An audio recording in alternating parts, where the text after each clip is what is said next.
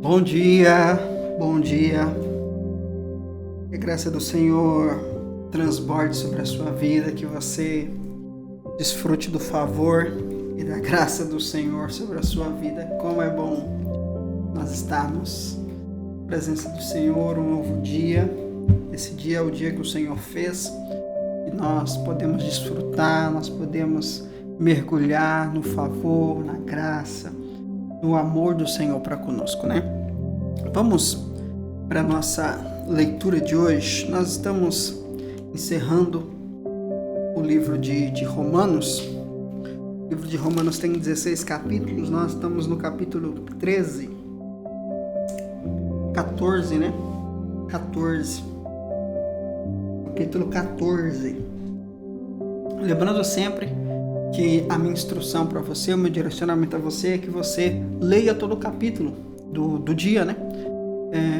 Que você possa acompanhar aqui o devocional e após o devocional leia o capítulo todo das Escrituras para que assim você tenha uma visão completa sobre o assunto. O versículo que eu quero ler do capítulo 14 é o versículo 7 e o versículo 8, que diz o seguinte: porque nenhum de vós vive exclusivamente para si, e nenhum de nós morre apenas para si mesmo.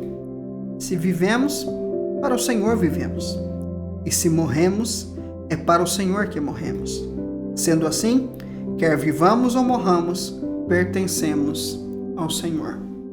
Nesse capítulo, Paulo vai falar a respeito do comportamento com relação aos cristãos maduros e os imaturos.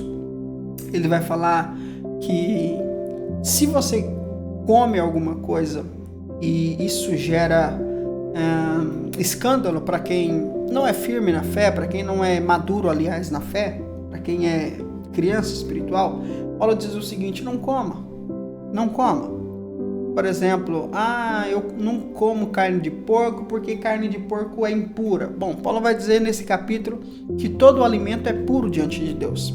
Todo alimento. Mas Paulo vai dar a instrução do seguinte: se você que come a carne de porco e você está perto de alguém que não come, que você não coma essa carne.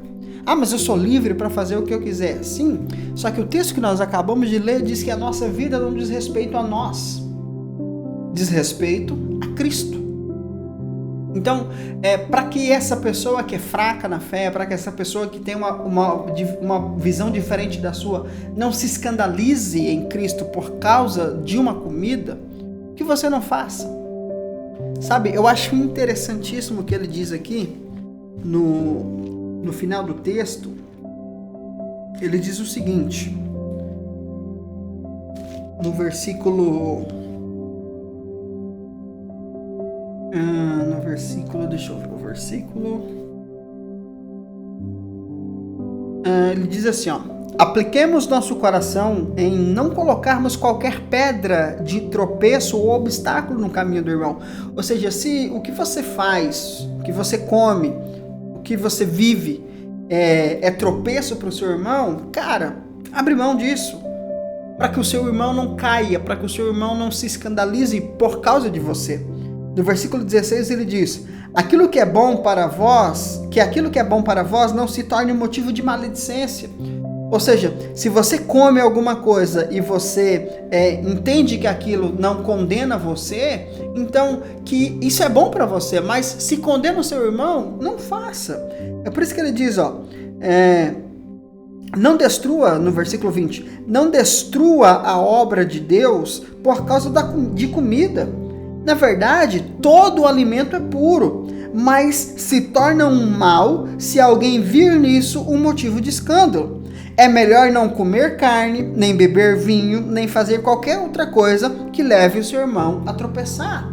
Então, Paulo não está falando sobre pecado ou não pecado, pelo contrário, ele diz o seguinte: assim, seja qual for a sua doutrina a respeito desses assuntos, guarda com convicção entre ti mesmo e Deus. Bem-aventurado aquele que não se condena naquilo que aprova. Então, se você entende que isso não interfere no seu relacionamento com o Senhor, se você entende que isso é saudável para você espiritualmente, faça. Não se condene por isso e também não seja reprovado. Tem gente que fala assim, não, eu não sinto que é pecado, mas lá dentro ele sente a condenação. Então não faça. Entende ou não? Paulo não está falando sobre certo ou errado, ele está falando daquilo que convém e aquilo que não convém.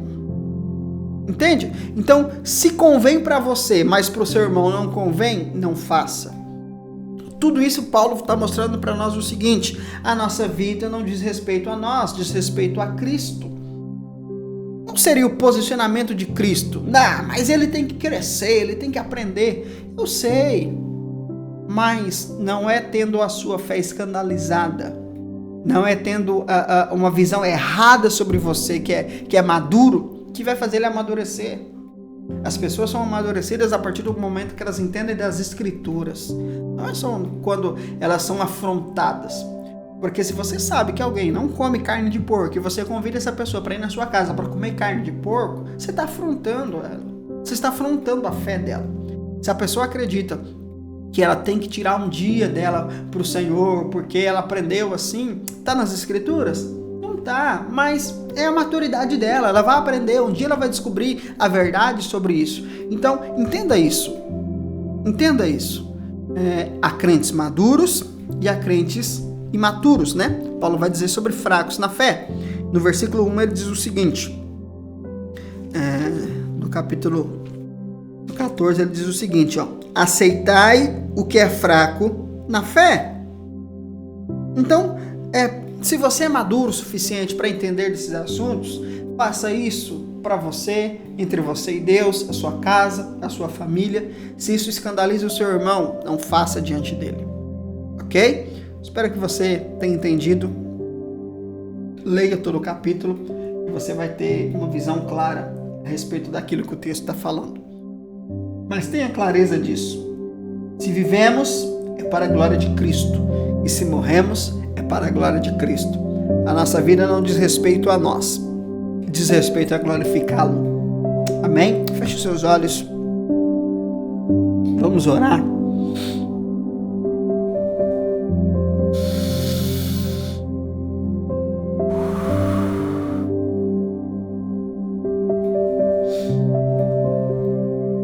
Obrigado, Senhor. Obrigado pela tua graça, pelo teu amor, tua bondade, tua fidelidade. Obrigado por esse novo dia. Este é o dia que o Senhor fez. Um dia de desfrute, um dia de governo, um dia para mergulharmos na vontade, no propósito do Senhor. Nós vivemos para a glória do Senhor.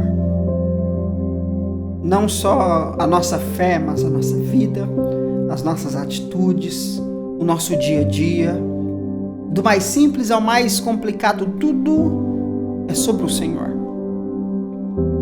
Que nós possamos entender isso. Que possamos sair do nível entre pecado e não pecado, certo ou errado, e que possamos viver do nível de glorificar ou não glorificar o Senhor.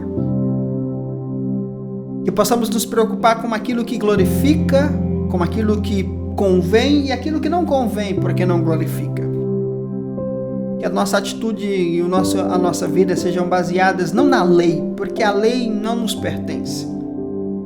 Que a nossa vida seja baseada e pautada nas direções do Teu Espírito em nós. Aqueles que são fracos na fé, que eles tenham revelação das Escrituras. Aqueles que têm pouco entendimento, que eles busquem por isso. Que eles se aprofundem nisso. E que eles possam experimentar da sabedoria e da revelação dos céus sobre a vida deles. Para que eles cresçam. Para que eles entendam que existe uma vida plena, uma vida abundante que o Senhor preparou para nós. Pai, que nós possamos a cada dia aprender uns com os outros, aplicando as Escrituras, as verdades bíblicas na nossa vida. Naquilo que precisamos amadurecer, maturidade. Naquilo que precisamos nos conter, disciplina. Eu oro por isso nessa manhã e eu declaro isso sobre a vida, sobre a fé dos teus filhos. Em nome de Jesus. Amém? Leia o capítulo 14 e amanhã a gente está de volta com o capítulo 15. Faltam 2 capítulos para a gente encerrar o livro de Romanos e partir para o próximo livro. Fala para mim, qual livro que você quer que a gente estude aqui? Comenta aqui, coloca aqui nos comentários aqui. Qual livro você quer que nós pratiquemos aqui no nosso devocional? Você tem até quarta-feira para me dar a resposta e a gente poder caminhar juntos aqui, tá bom? Só colocar no chat ou colocar nos comentários aqui e aí eu vou analisar e a gente vai caminhando sobre esses livros, essas sugestões de vocês, tá bom? Deus abençoe, excelente terça-feira, a gente se encontra à noite na nossa série sobre o livro do Apocalipse. Hoje nós vamos falar sobre a igreja do arrebatamento. Qual é a igreja que será arrebatada? Qual o princípio? Qual o padrão? É sobre isso que falaremos hoje, às 19h15, ao vivo aqui no YouTube. Que o Senhor te abençoe e até logo mais. Paz!